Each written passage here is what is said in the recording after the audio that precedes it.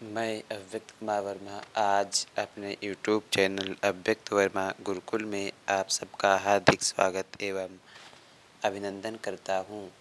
आज मैं कादम्बरी महाकवि बाणभट्ट की रचना है। संस्कृत साहित्य की बहुत प्रसिद्ध और श्रेष्ठ रचना है। उसमें राजा शूद्रक के पात्र का चरित्र चित्रण किस प्रकार से किया गया है, इस विषय में जानने का हम प्रयास करेंगे। तो आइए जानते हैं महाराज शूद्रक के विषय में कौन कौन सी विशेषताएं रही हैं, उनके चरित्र में कौन कौन से गुण रहे हैं। महाकवि शूद्रक की विशेषताएं इस प्रकार से हैं। वह महाबलशाली चक्रवर्ती सम्राट हैं। उसमें संयमी भी हैं। शास्त्र पूजन और गुणग्राही, शास्त्र में पारंगत और गुणग्राही है महाराज शूद्रक। सौंदर्य का प्रशंसक हैं और धर्मनिष्ठ हैं। तो संक्षेप में महाराज शूद्रक की विशेषताएं हमने आपको बताई। कौन कौन? महाबली चक्रवर्ती सम्राट, संयमी यानी धैर्यवान, शास्त्र पारंगत और गुणग्राही, सौंदर्य का प्रशंसक और धर्मनिष्ठ। कादम्बरी महाकवि बाणभट्ट की रचना है, राजा शूद्रक के द्वारा लिखी गई है, जो हम आपको अव्यक्त वर्मा गुरु जी के दुख से आप उनकी वाणी में आप सुनने का प्रयास कर रहे हैं। राजा शूद्रक के चरित्र के विषय में हम जानने का प्रयास कर रहे हैं। महाराज शूद्रक बाणभट्ट की कथा दो जन्मों से संबंधित है। अच्छा, कादम्बरी में कथा कितने जन्मों की प्राप्त होती है? तो 3 जन्मों की कथा कादम्बरी में प्राप्त होती है। लेकिन महाराज शूद्रक की कथा 2 जन्मों से संबंधित है। राजा शूद्रक पूर्व जन्म में युवराज चंद्रापीठ था। चंद्रापीठ पूर्व जन्म में कौन था? चंद्रमा था। वह श्राप के कारण पृथ्वी पर 2 बार जन्म लेता है। प्रथम बार चंद्रापीठ के रूप में जन्म लेकर मित्र वैशंपायन की मृत्यु के आघात से प्राण त्याग देता है। तत्पश्चात राजा शूद्रक के रूप में जन्म लेता है। राजा शूद्रक शारीरिक सौराष्ट्र अत्यंत आकर्षक था। उसके चरित्र की विशेषताएं इस प्रकार से कही जा सकती हैं। कादम्बरी के नायक, या कह सकते हैं कादम्बरी कथामुखम के नायक राजा शूद्रक के चरित्र के विषय में हम जानने का प्रयास कर रहे हैं अव्यक्त वर्मा गुरु जी के द्वारा। महाबली एवं चक्रवर्ती सम्राट, ये राजा शूद्रक के चरित्र की विशेषता है। राजा शूद्रक महाप्रतापी चक्रवर्ती सम्राट था। उसके पराक्रम के आगे समस्त राजा अपना सिर झुकाते हैं और उसकी आज्ञा सिरोधार्य करते हैं। अपने पराक्रम और तेज के कारण वह दूसरे इंद्र के समान प्रतीत होता था। किसके इंद्र के समान? दूसरे इंद्र के समान राजा शूद्रक प्रतीत होता था। चक्रवर्ती के लक्षणों से संपन्न महाराज शूद्रक चारों ओर समुद्रों की माला रूपी मेखला रूपी पृथ्वी का स्वामी था।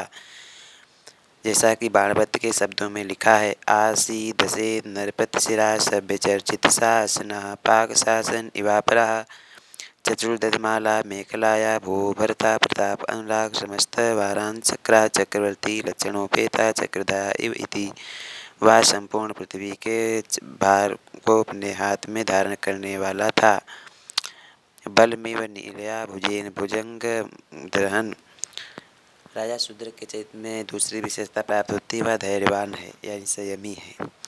राजा शूद्रक के राजमहल में अनेक प्रकार की स्त्रियां परिचारिकाएं के रूप में कार्य करती हैं, उसे स्नान आदि कराती हैं, परंतु शूद्रक उसके बीच अनासक्त भाव से अनुरक्त रहता था। बाण ने शूद्रक के लिए स्पष्ट लिखा है, प्रथमे वयसि वर्तमान अस्यापि रूपवतोऽपि संतान अवतीर्तम उपेक्षितापि सुरत सुख उपरि द्वेष इवासीत। अर्थात मंत्रियों के द्वारा संतान की आकांक्षा करने पर भी वह स्त्री सुख से विमुख था। वह इंद्रियों को जीतने वाला था, जितेंद्रिय था, इंद्रियों का दास नहीं। बाण ने पुनः शूद्रक को वनिता संभोग परांग मुखा कह करके संयमी होने का परिचय दिया है। महाकवि बाण ने राजा शूद्रक की चरित्र की विशेषताओं का वर्णन करते हुए कहा है, राजा शूद्रक समस्त शास्त्रों में पारंगत थे, 64 कलाओं में निपुण थे और गुणों को ग्रहण करने वाले थे।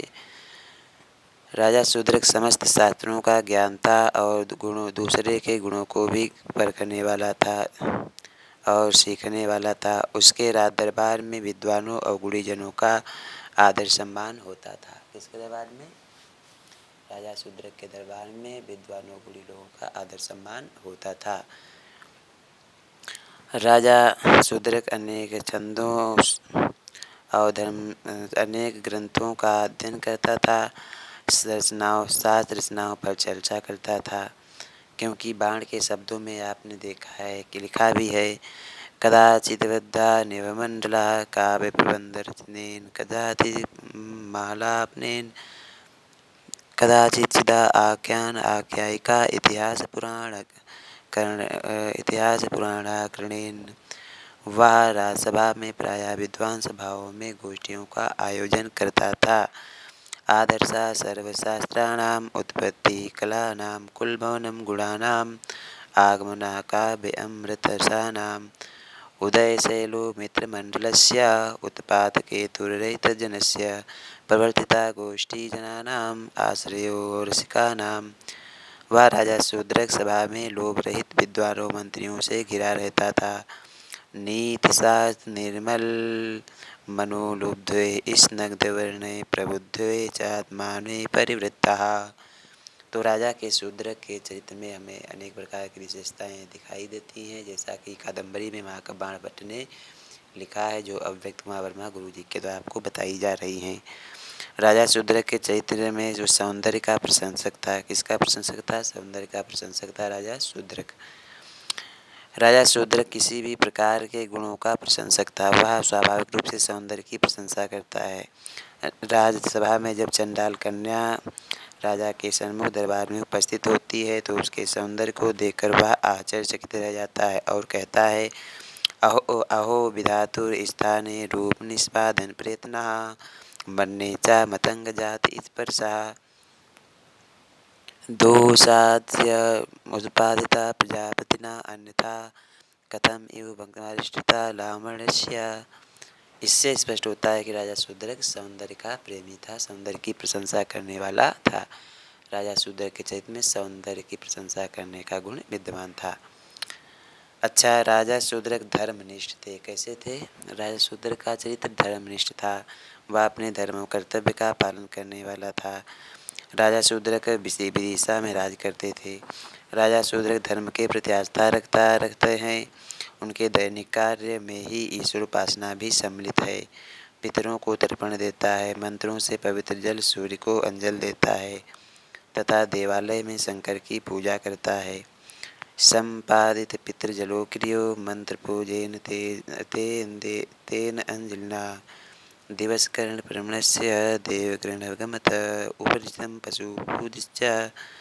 इस प्रकार राजा शूद्रक पराक्रम का रसिक होते हुए भी स्नग्ध तथा व्यवहार करने में कुशल, राजा शूद्रक विजय प्राप्ति का उत्कृष्ट अभिलाषी एवं अत्यधिक शक्तिशाली था। राजा शूद्रक के दरबार में या राजा शूद्रक का दरबार बहुत प्रसिद्ध दरबार था। राजा शूद्रक का चरित्र के विषय में बाणभट्ट ने लिखा है कि वह दूसरे इंद्र के समान था। राजा कादम्बरी में बाणभट्ट के द्वारा राजा शूद्रक के चरित्र में बहुत सी विशेषताएं पाते हैं। एक बार पुनः जान लेते हैं। राजा शूद्रक महाबली चक्रवर्ती सम्राट हैं। वह संयमी हैं, धैर्यवान हैं, शास्त्र में पारंगत हैं, गुणों को ग्रहण करने वाले राजा शूद्रक हैं। राजा शूद्रक का चरित्र सौंदर्य की प्रशंसा करने वाला है। वह अपने धर्म पूर्वक अपने कर्तव्य का पालन करने वाला है, क्योंकि राजा शूद्रक की दिनचर्या में ईश्वर उपासना भी निहित है। ठीक है, ईश्वर उपासना भी क्या है? निहित है। तो कादम्बरी कथामुखम में राजा शूद्रक के चरित्र का उल्लेख बड़े अच्छे से बाणभट्ट ने किया है। राजा शूद्रक के चरित्र में हमने आपको विशेषताएं बताई हैं। यह वीडियो कक्षा 12 के लिए, BA MA के लिए और जहाँ जहाँ कादम्बरी है उसमें बाणभट्ट का ने शूद्रक का नाम आता है।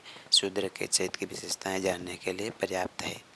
राजा शूद्रक के विषय में आपको जानकारी अच्छी लगी हो, राजा शूद्रक का चरित्र चित्रण अच्छा लगा हो, तो हम संक्षेप में ये कह सकते हैं, राजा शूद्रक प्रतिभा से संपन्न, गुणों को ग्रहण करने वाले और धर्मपूर्वक अपने कर्तव्य का पालन करने वाले राजा शूद्रक बहुत अच्छे, प्रसिद्ध, न्यायप्रिय और पराक्रमी राजा थे।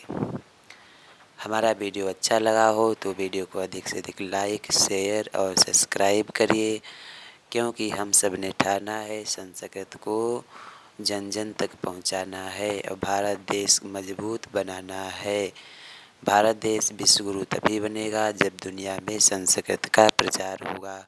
भारत की संस्कृति में एक ही कामना की गई है, सर्वे भवन्तु सुखिनः, सर्वे सन्तु निरामया, सर्वे भद्राणि पश्यन्तु मा कश्चित् दुःख भाग् भवेत्। हमारा वीडियो देखने के लिए एक बार फिर आप सबको धन्यवाद। वीडियो अच्छा लगा हो तो लाइक, शेयर और सब्सक्राइब अवश्य करिए। वीडियो देखने के धन्यवाद। जय श्री राम, जय श्री राम, जय श्री राम।